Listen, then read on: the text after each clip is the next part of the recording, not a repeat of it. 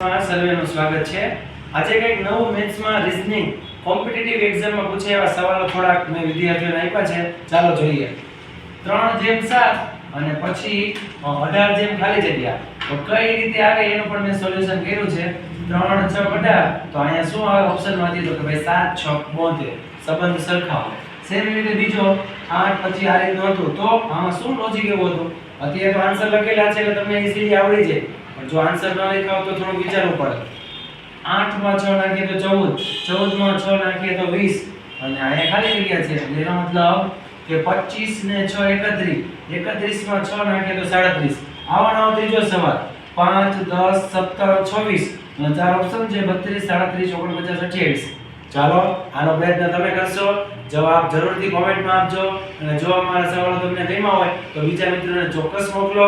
આવા નવા વિડિયો જોવા માટે અમારી સાથે જોડાયેલા રહો। Thank you.